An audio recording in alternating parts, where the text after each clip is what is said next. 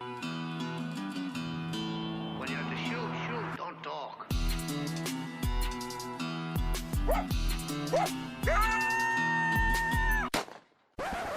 All right, everyone. Thanks for joining us for another Trap House podcast. Thanks to all the sponsors.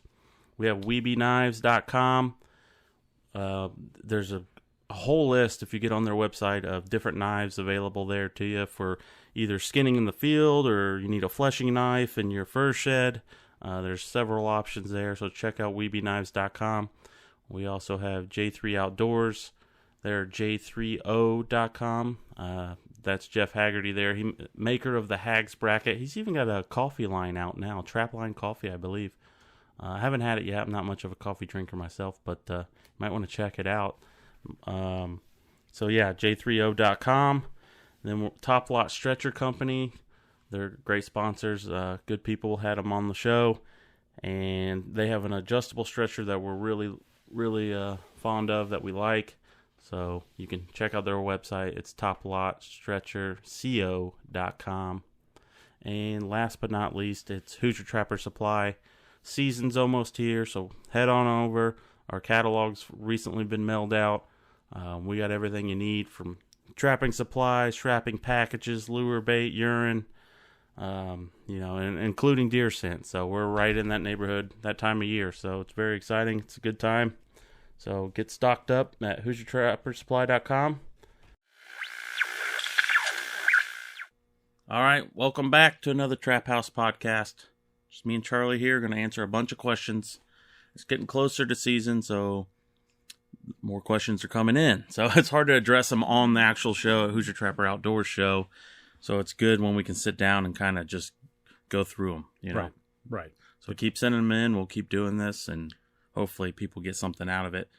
Don't be afraid to ask questions, because that's how we're all going to learn. Right. And I will say the questions are basically the same over the years. So a lot of these are going to be addressed again. We might put another spin on it or something, well, not a spin, but we may elaborate a little bit more than what we did maybe at one time. So get this fly away from me.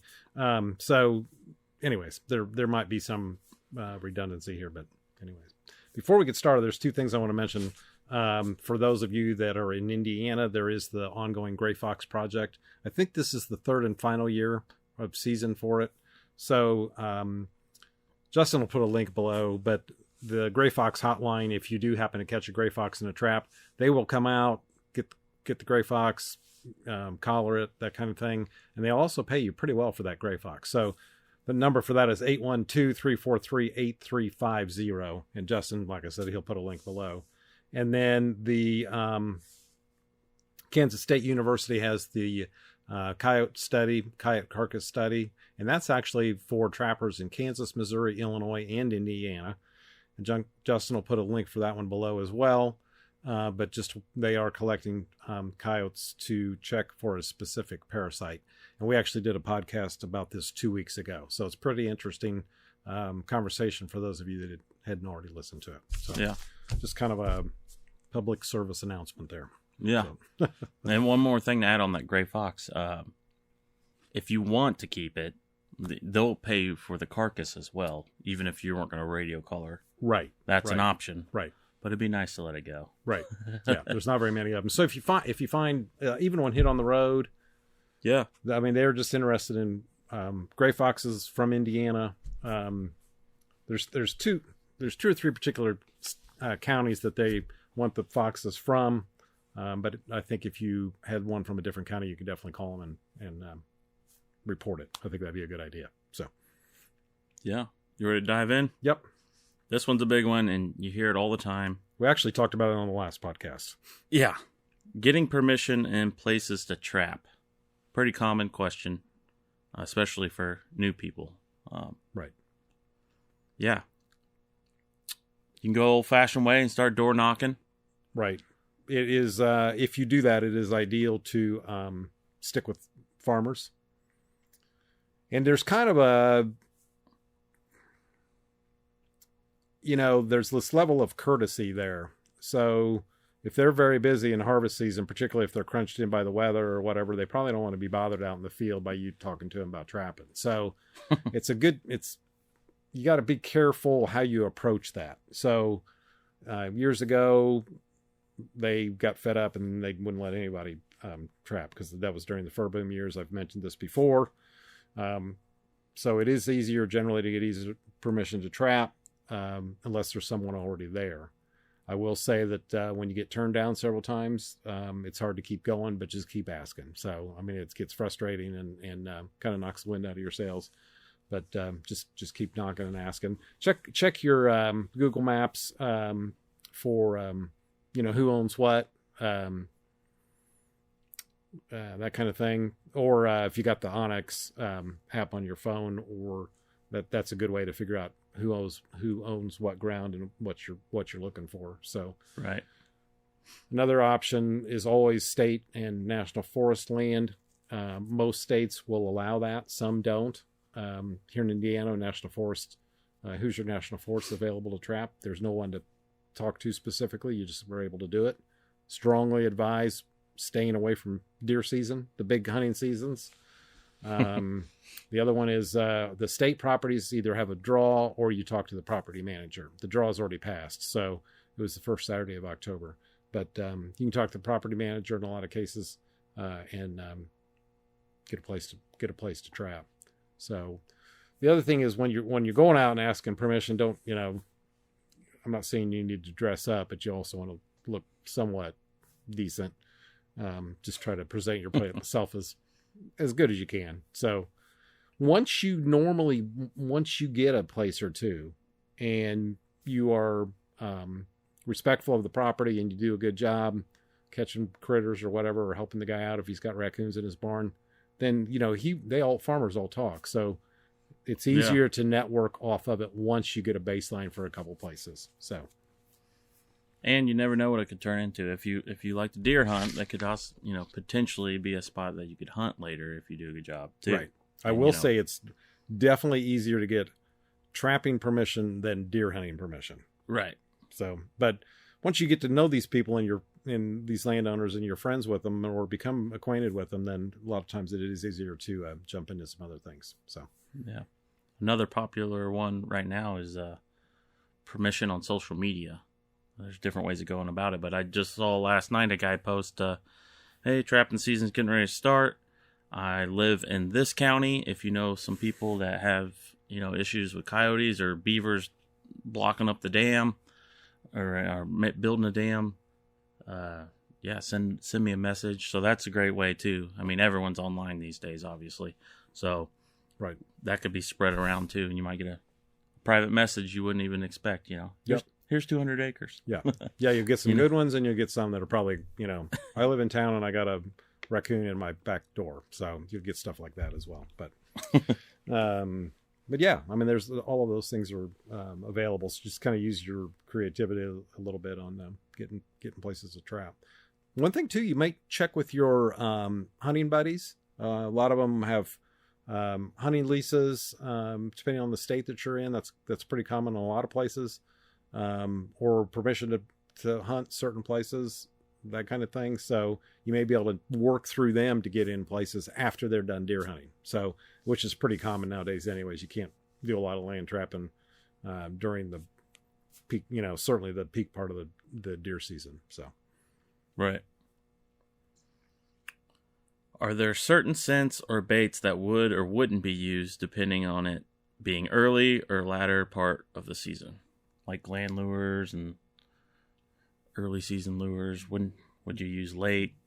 Right. So my general rule of thumb is when you start the season out and the weather is mild, you want to stick with milder smelling lures. And as the season ramps up and gets colder, you keep going to stronger smelling lures. Sometimes if you got stuff that's too strong, they'll want to roll in it.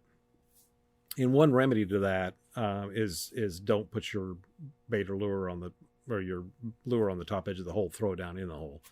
I'm usually not a super big fan of that, because if you're using bait, that kind of gets, but that's a very common thing that people do to avoid rolling in them. If you do have something that really strong and smelling, you want to use it down in the dirt hole, get it down deeper in the ground. So my perspective, as I've mentioned in the past, is they probably smell the lure first.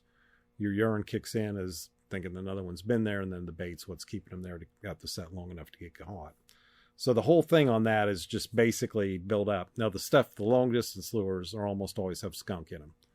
And unless it's really cold, I would recommend using those away from the set. So 10, 15 feet from the set, up on top of a fence post, up on a tree limb, somewhere it can get out into the air and kind of get them into the area. And then they'll check out whatever attractant that you have at your set. Sometimes the trailing scents work quite well to get their attention, particularly when they're walking by your sets and they don't even act like they're there.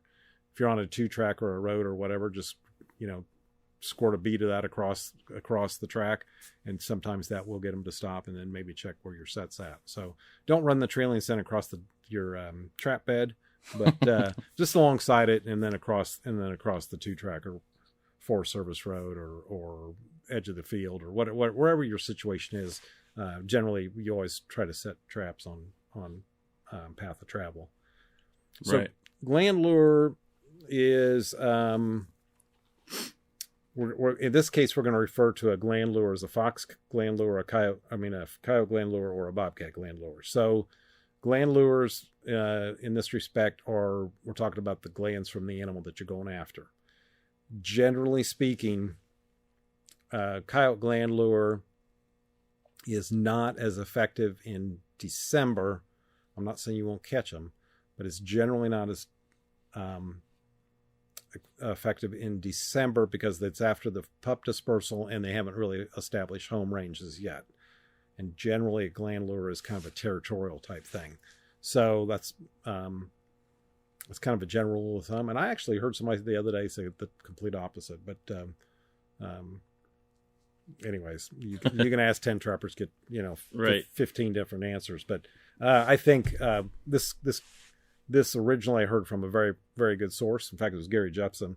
So you go along with the December lull, and then then you're using gland lure. Probably a better choice is to stick with a curiosity type attractant. So yeah, and say for instance, if say you bought just a few lures and you're new, just getting out there, and you went guns a-blazing and got really strong lures to begin with, not thinking, like Charlie said, down in the hole or away from the set, or you could approach it with just, as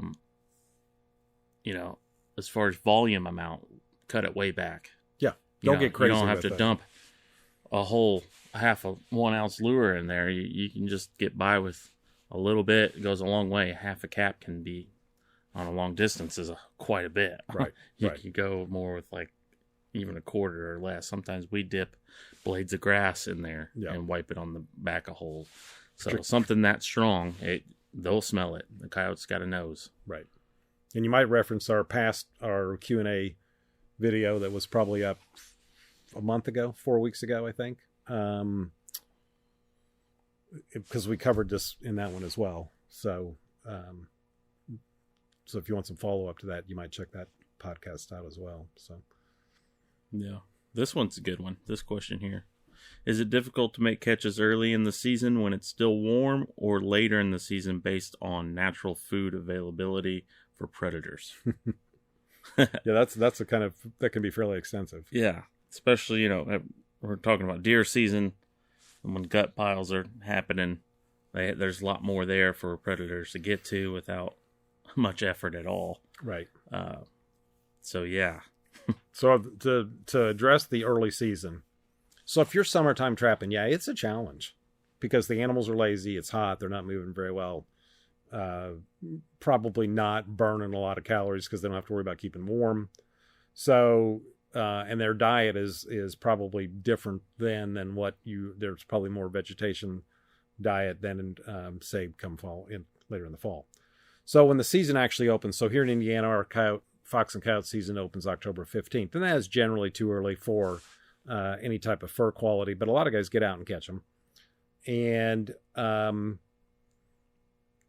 think there's a big advantage to that time of year in terms of just it's prior to the dispersal. Yeah. So if you are in family groups, you can make some of those double and triple and quadruple catches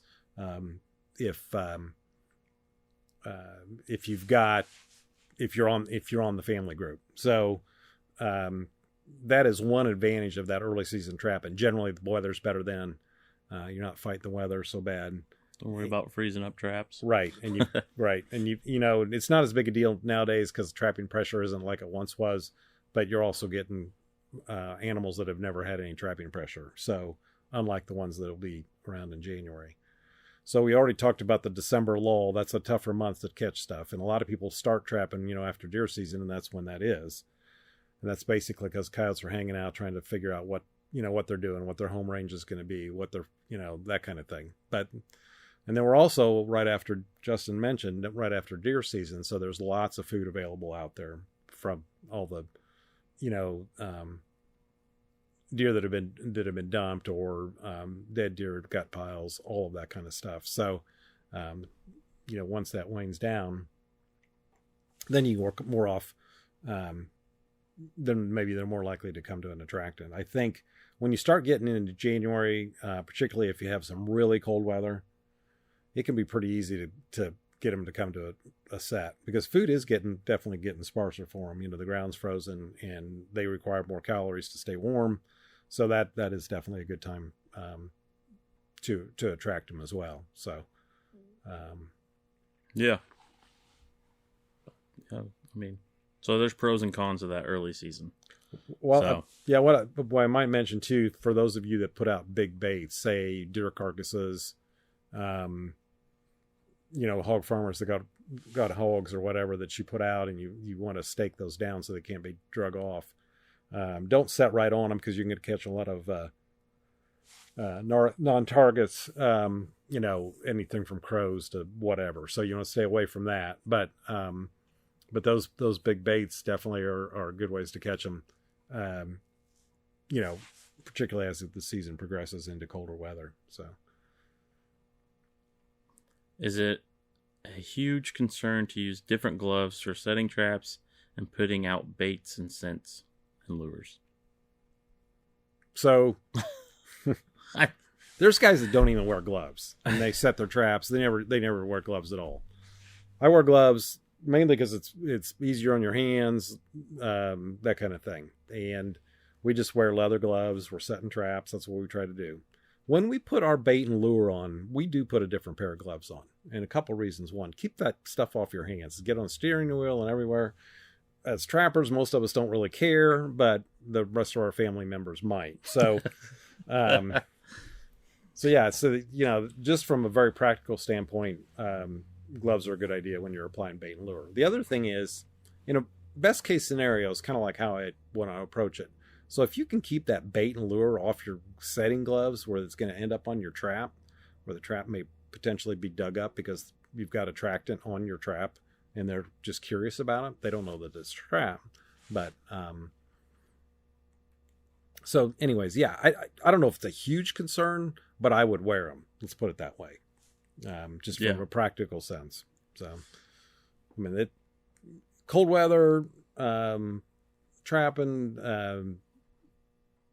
I mean, just help protect your hands more than anything. Yeah. You know. Yeah. So. If you accidentally snap a trap on the finger, it lightens the blow. If you pinch yourself, you know, it helps out to have a little bit of a layer of protection there. Right. Then, yeah, I mean, I wouldn't go if you forgot your gloves back at the truck and it was a haul in or something. I wouldn't make the trip. I'd go ahead and set the set, do the best you can, keep it as clean as possible, you know, with your hands. But so it's not a make or break deal. Yeah, that's a good analogy. When is a drag most effective? Could it be used in an open cornfield? I would not, unless it's pre-wrapped heavy on something. Right. And then an open cornfield, there's not going to be anything there. Yeah. And I guess we should also say it depends on the quality of drag that you're using. There are some drags that maybe you could use in a cornfield, but I think it's still risky. Yeah. So you got a 300-acre cornfield and you got a big coyote and he just takes off and he's able to pull those stalks over and not be able to get that drag dug in. Then, I mean, it's kind of exciting, but then it gets old pretty quick when you're trying to find them. So And the other thing is, if you're in an open field, cornfield, just stake them. I mean, it's just way better just to stake them solid, and then you there's no concern at all. Well, I'm assuming that the question was sent in thinking that where the set would be most effective is in the view of the public. Oh, okay. That's how I'm taking it. So they want it out of there, not stake there. Once it gets caught, it can run and get out of view. But that's a gamble, and I don't think that's worth the price you paid for that trap and the time you spent to put it out there to lose it and have an animal out there. That just makes us look bad as trappers all around. So right. The animal doesn't deserve that. So. No. So yeah, I wouldn't do it in that situation. Heavy brush or pre-wrap and things like that, where it calls for it. Yeah, but not open cornfield. In the how-to section on our YouTube page, Who's Your Trapper Outdoors, you can find how to set up a drag setup on there. So generally you want to stay in that 10 to 12 foot length of chain, because the shorter the chain, the more control the animal has over the drag. So, get that chain out pretty long, and that will help you significantly, and then use a good quality drag. But I still would not recommend it in a cornfield. So. Storing baits, lures, and urines. We've covered this one a lot over the years. Yeah, I got asked, I think at least twice today by email, and we address it all the time. So, almost with every order too, they ask, and it's fine. Yep. If you don't know, you don't know, and so we'll just keep saying it. Storing bait and lure. Some people want to put it in the refrigerator, which you can do. You can do that. That's fine. It's not necessary. It's not necessary. Yeah. And the urines, more than anything, probably with the urine, is getting that airspace out of the bottle. Right. Lures and bait. Speaking of ours, I don't know about what other people are doing, but there's additives and preservatives and things that go a long way, and they're good year to year, and sometimes even better if they sit out. We just only pretty much recommend don't store them in the sun. Cool, right. Dark place in the garage, just fine. Out in the barn or whatever, they're fine, and they'll keep for years. Even if it reaches 100 degrees in the summertime, as long as it's not sitting in the sun, it's okay. It's not, we like to sell lure and bait, but there's no sense in buying it if you already got some left over. I would use what you have. If for instance, our top dog, it will get more liquidy, which is fine. In fact, I would use that liquid because it'll soak into the soil in your dirt hole, so even better.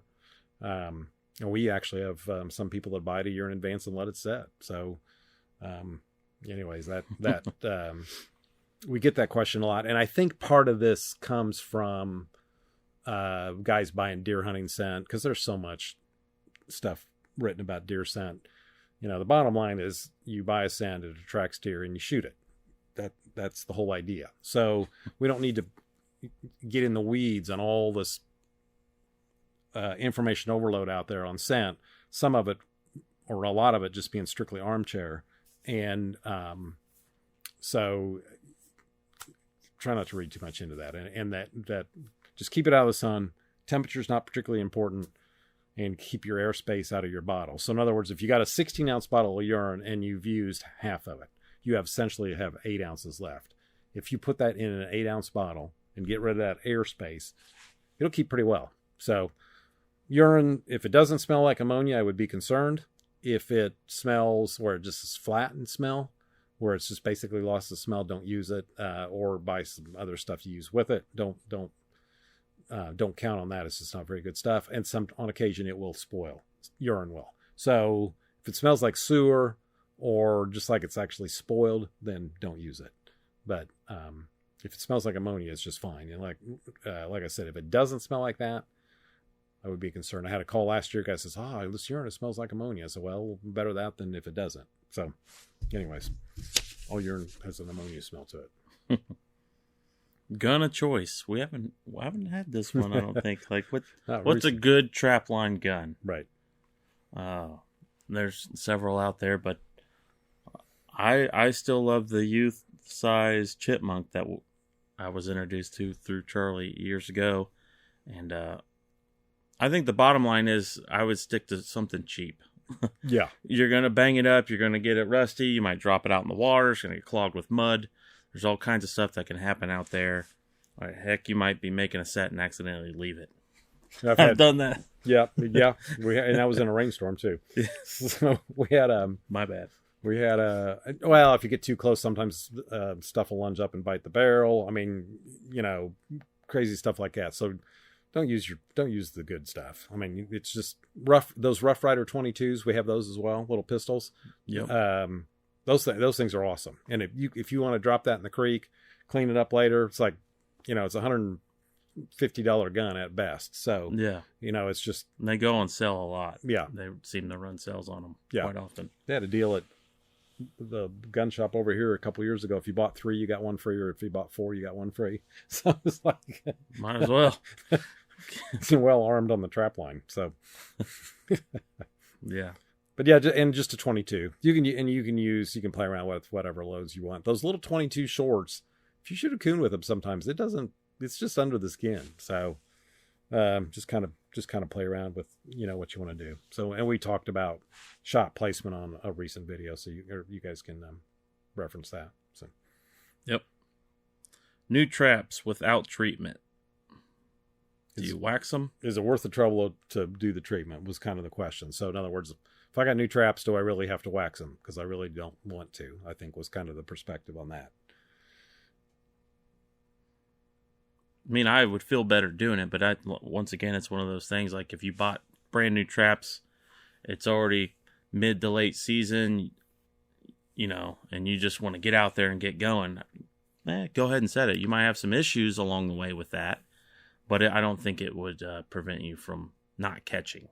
At least something. So my perspective on that is get the oil off of them and go ahead and wax them. Or if you want to go something quicker, get something like Formula One and just dip them and go. You are spending day in, day out checking traps. Yeah. So if I would advise taking a half hour or an hour or whatever it's going to take to get those traps waxed.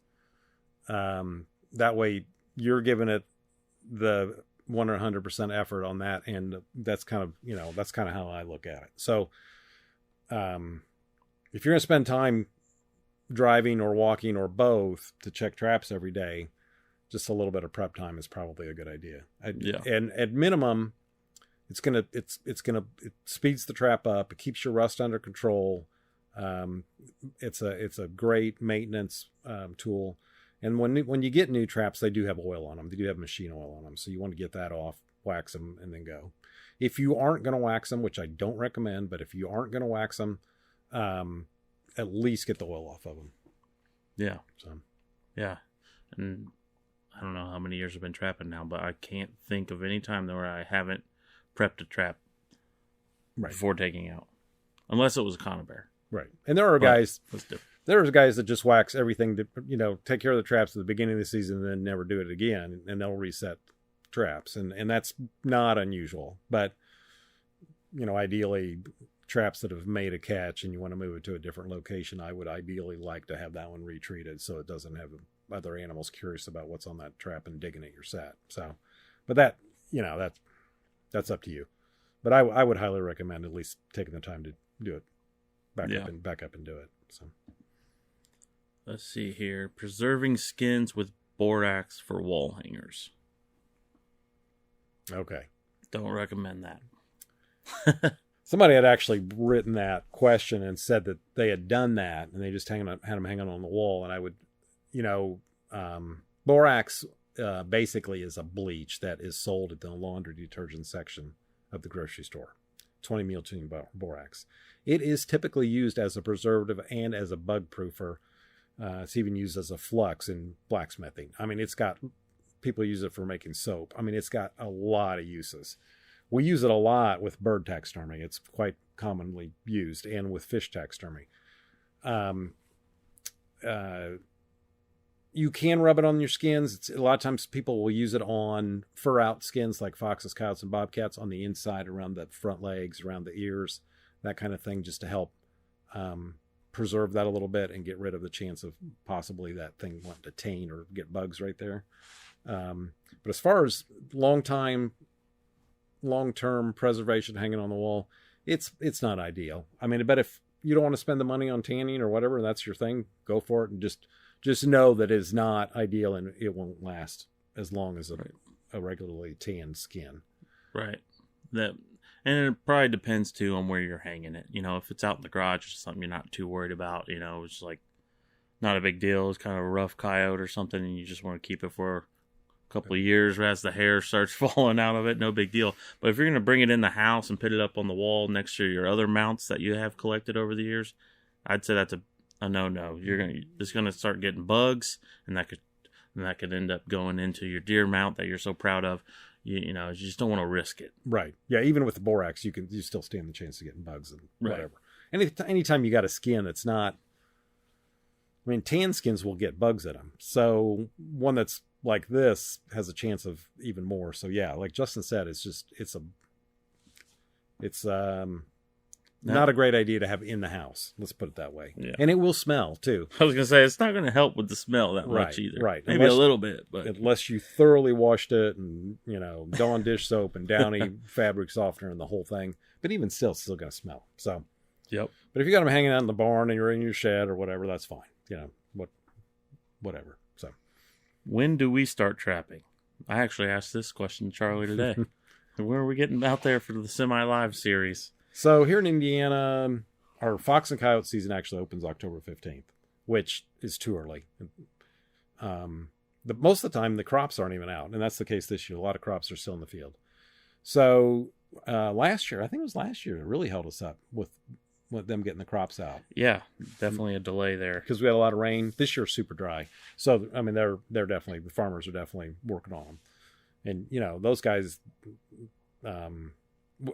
guys, it kind of gets under my skin. Guys will say, "Oh, those farmers are really messing me up." It's like, those guys are making their living. They're doing the best they can.